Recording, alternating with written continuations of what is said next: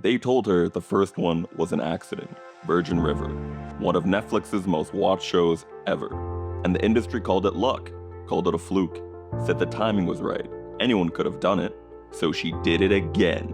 This time with Sullivan's Crossing, the #1 scripted series in Canada, a CW hit in the States, and now streaming globally on Netflix. Built from scratch in Canada in a genre the industry had written off, by a woman who spent years producing over 70 television movies while everyone looked the other way. Roma Roth doesn't stumble into things. She studies them. She watched where the culture was going before anyone else was paying attention. And then she built two of the most bingeable romantic dramas of the streaming era back to back. Not because she got lucky, twice, because she understood something about what people actually need from television. But most people never see the full picture. A show like this isn't just written and shot, it's felt. And that feeling doesn't come from nowhere. Roma handpicked the composers she trusted to build it from the inside. Ari Posner and Joel Swartz. Ari has spent over 2 decades quietly scoring some of the most beloved television in Canadian history. Flashpoint on CTV, Annie with an E on Netflix, X Company on CBC, and has multiple Canadian Screen Awards. Joel is an ASCAP and SOCAN award-winning composer, guitarist, and producer. Equally at home scoring a dramatic series or producing a Juno-nominated record. Together, they bring something our credits list can't capture. Not just skill, trust. The kind that only exists when a showrunner knows exactly what she's building and chooses exactly the right people to build it with her. To get a better look at the process, we had the privilege of sitting down with the team to ask what really goes into making a show like this work. So the question is, how does it feel to be in the top 10 again? Again?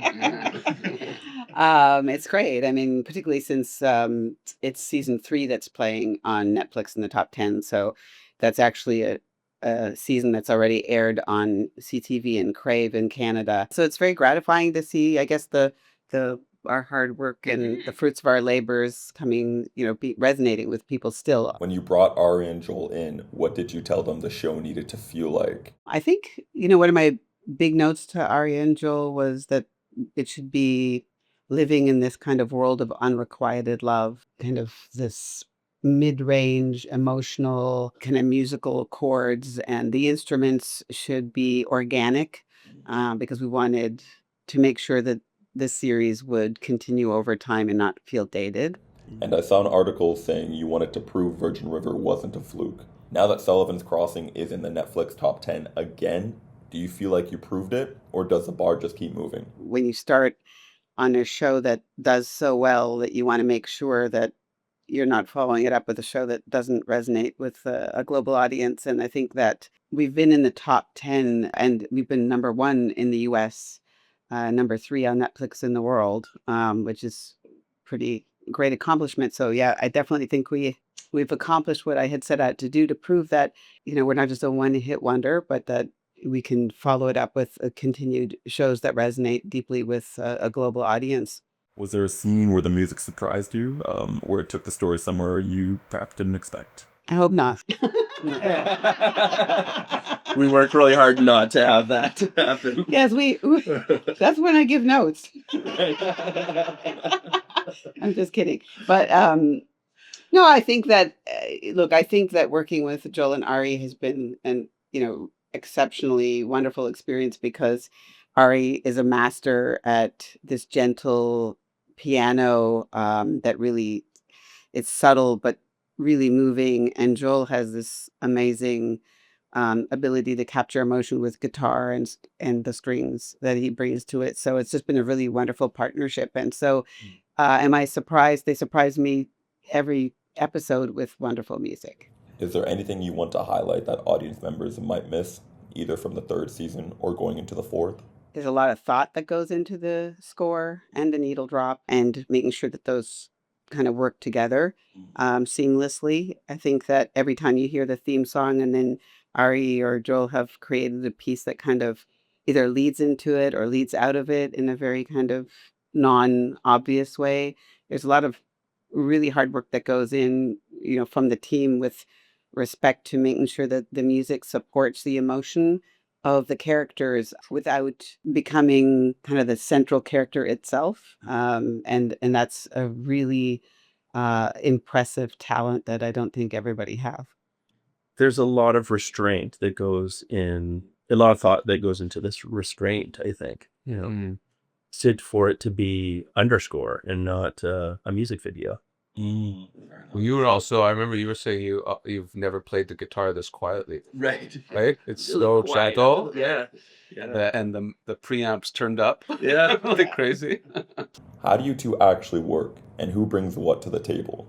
Ari is, as Roma said, like primarily doing all the piano stuff, and I'm doing all the guitar stuff. And then, so we'll divide our cues based on who the characters are and maybe what kind of emotional landscape that scene needs or that character needs. And so we kind of had a discussion, all three of us together, called spotting, where we go through the episode and we decide what kind of emotion a scene needs, and then we divide the cues based on the minutes and also just what the scene needs. And sometimes we play on each other. Often we play on each other's material as well. Yeah, but I mean, we don't sit in the same room and write the music together. It's more of like Joel's in his studio and I'm in mine, and we have our list of things to do, and we keep in constant touch about, okay, what's going on in this cue? I'm going to be on the next one, make sure that it feels cohesive. Or I might send them a sketch and say, hey, this needs some guitar, can you play on it? Vice versa. So it becomes like this, I don't know, the score, I think, has a good fabric that feels unified and, as Roma was saying, very organic, which is kind of timeless, so. The other thing I think Ari and I that we didn't say is we share, for this type of music, I think we share a lot of instincts. So even though there's two different studios and two different composers, there's a lot of shared instinctive material that heads together nicely. Yeah, exactly. And that'd be remiss if we didn't mention Kirk, who has an incredible cello. That's right. And really brings. I love the cello. It's one of my favorite instruments when underscoring the emotion and when it's needed. And he does an incredible job playing. That's 100%, yeah.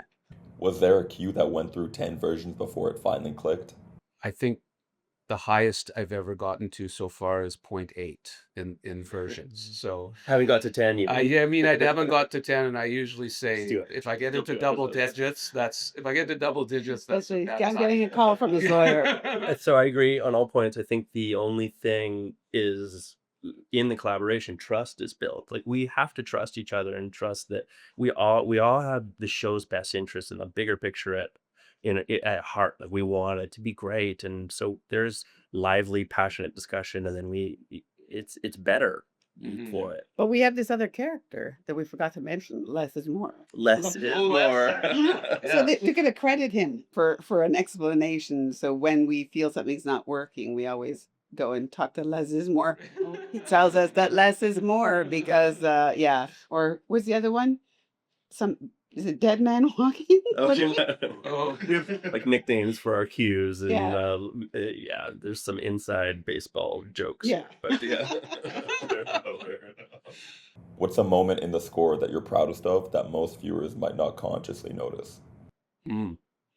Well, I would think that we do a lot of themes, and I'm not sure that's more subconscious. I think, or like it's not an obvious influence on our audience. Where we'll have a theme for Sydney and Rafe, Yeah. or Sydney and Ramir this season.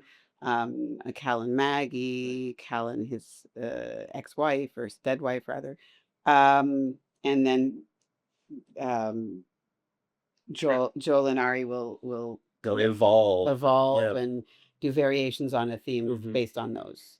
Did Sullivan's Crossing leave a mark on you personally?